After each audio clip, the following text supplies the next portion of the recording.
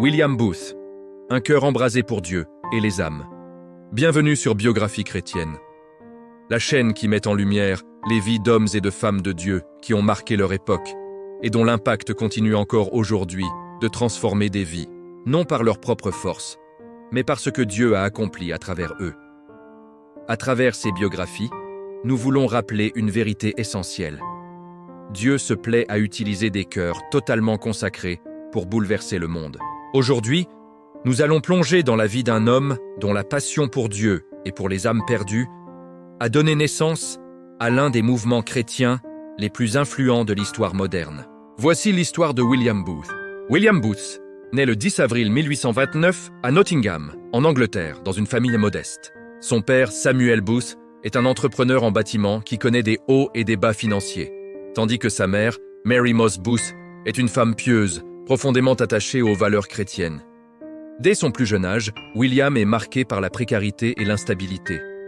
La famille ne roule pas sur l'or, et les difficultés économiques forcent souvent William à observer très tôt les réalités du monde adulte.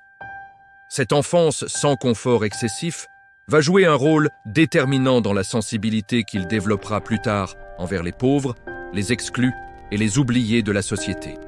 Très jeune, William montre un caractère vif, passionné et parfois rebelle. Il n'est pas un enfant naturellement sage ou docile. Il est énergique, impulsif, parfois même colérique. Mais derrière ce tempérament ardent se cache déjà une profondeur de cœur. Sa mère, consciente de l'importance de la foi, l'emmène régulièrement à l'église méthodiste.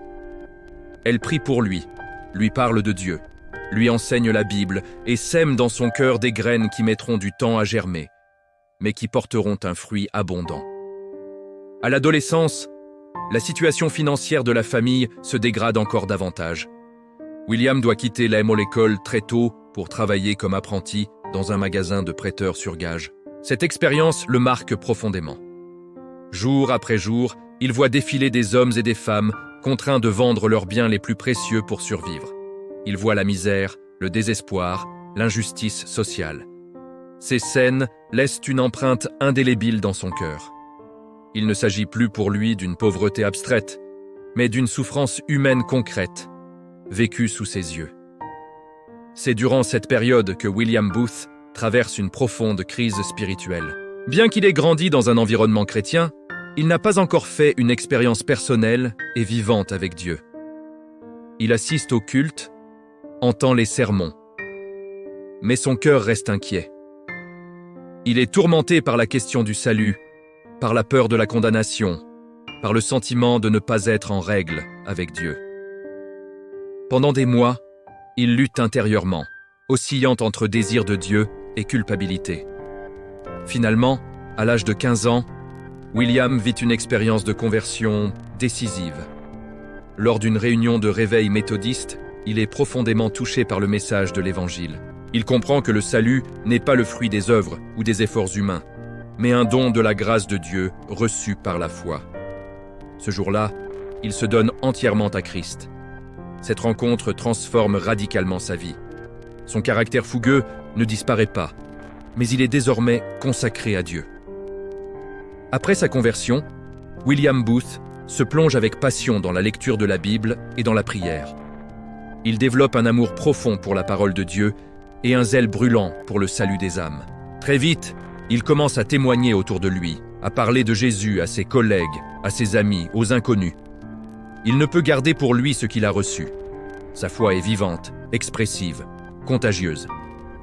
Influencé par le mouvement méthodiste et par des prédicateurs du réveil, William se sent progressivement appelé au ministère. Il commence à prêcher dans les rues, dans les salles modestes, partout où on lui donne l'occasion de parler.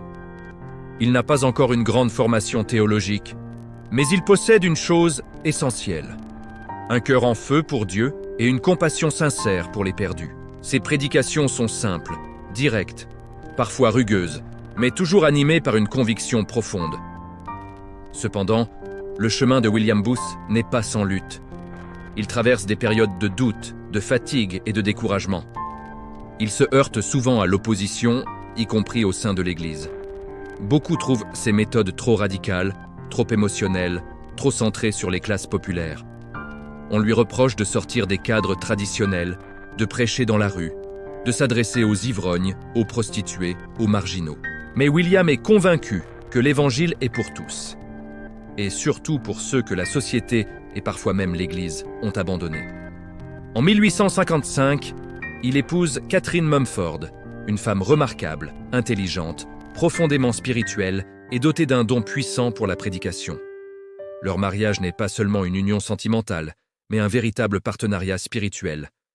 Catherine devient son plus grand soutien, son conseillère et une prédicatrice influente à part entière. Ensemble, ils partagent une vision commune, atteindre les masses oubliées avec l'évangile de Jésus-Christ. Au fil des années, William Booth réalise que les structures ecclésiastiques traditionnelles ne suffisent pas à toucher les foules urbaines pauvres et délaissées de l'Angleterre industrielle. Les églises sont souvent perçues comme froides, distantes, réservées à une certaine classe sociale. William rêve d'un mouvement chrétien dynamique, accessible, engagé sur le terrain, capable d'aller là où les gens vivent réellement. C'est ainsi qu'en 1865, à Londres, il fonde ce qui deviendra plus tard l'Armée du Salut. À l'origine, ILS agit simplement d'une mission chrétienne destinée aux pauvres de Elbow East End de Londres. Les réunions sont bruyantes, vivantes, pleines de chants, de témoignages, de prédications enflammées. Les gens viennent tels qu'ils sont, sans condition. On y prêche le salut, mais on y distribue aussi de la nourriture, des vêtements, de l'aide concrète. On y prêche le salut, mais on y distribue aussi de la nourriture, des vêtements, de l'aide concrète. William Booth adopte progressivement un langage et une organisation militaire pour son mouvement.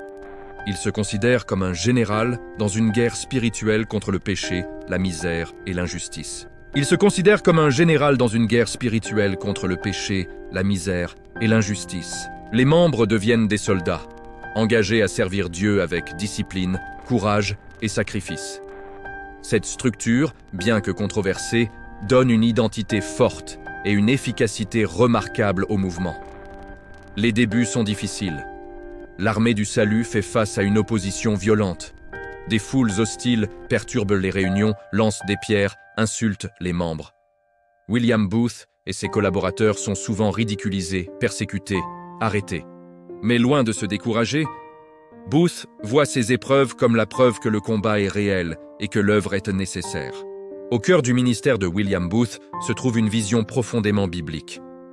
Le salut de l'âme ne peut être séparé du soin du corps. Pour lui, prêcher l'évangile à quelqu'un qui a faim sans lui offrir de quoi manger est une contradiction.